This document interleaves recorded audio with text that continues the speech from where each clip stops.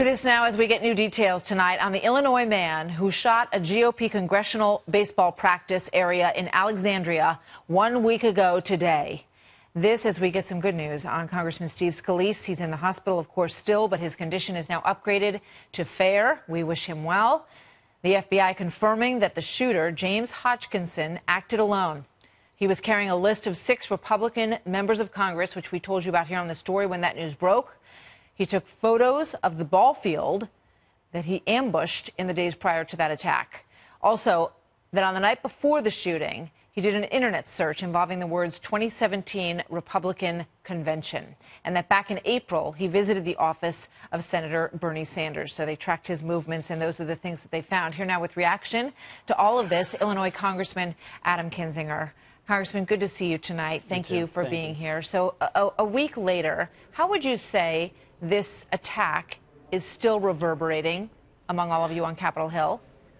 So there's a reverberation among the tone of people. I think people are more conscious of what they say, not in the debate, not in the partisanship. We need partisanship, frankly. We need debate. That's a good thing. But I think in terms of taking it to the next level of making it too personal, there's still a really feeling. But there's also a very kind of a somber reflection.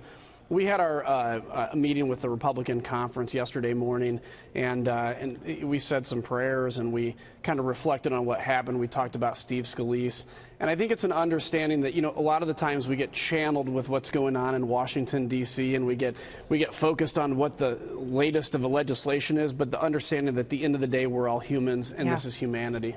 And you so did it's been good. Something interesting on your Facebook page. You posted some of the really brutal things that you receive in the mail, and I'm sure you're not alone, and these came through email. Take a look at some of this. It says, too bad that you weren't on second base, and it goes on from there. And you did a collection of all of these. It says, now we are a family, and, you know, expletive, you want someone to save, and more expletives. Why did you decide to put these all together on this page and put them on Facebook for everyone to look at? So as a Christian, I have a kind of a belief in a biblical principle that the best way to expose darkness is to show the light to it. And so I think in many cases, people look at our Facebook or their congressman or woman's Facebook, and you see what they post, but you don't see the comments and the things under it. I wanted to bring a few of those after the shooting. These are comments after the shooting to present them to people to say, this is what's going on in kind of the dark underworld of social media, because I think to bring light to darkness is how you disinfect the darkness in the first place. Yeah. I mean, I think it's a great point, and I commend you for doing it.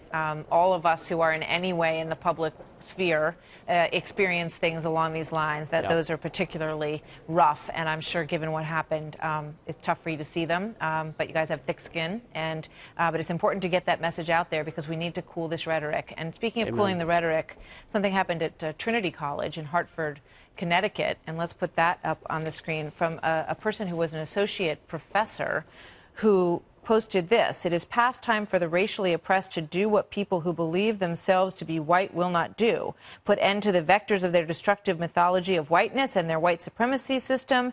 And then you can see the hashtag at the bottom there. They had to close the campus for a while. This coming from one of their associate professors. I mean, you know, it goes to your point. It does, and let me just say this. When it comes to violence, when it comes to, sometimes people look at the idea of revolution or civil war longingly. I've been to places torn up by civil war. I was in Liberia, a place where you have generations denied of opportunity because they fought themselves all over the Middle East. We need to be a country united. We can have differences in view, and we need to go out onto the floor of the House of Representatives and debate them, but we're all Americans because the alternative is far worse, and people need to remember that no matter how heated things get. Adam Kinzinger, Congressman, thank you very much for sharing that message with us tonight. We appreciate it.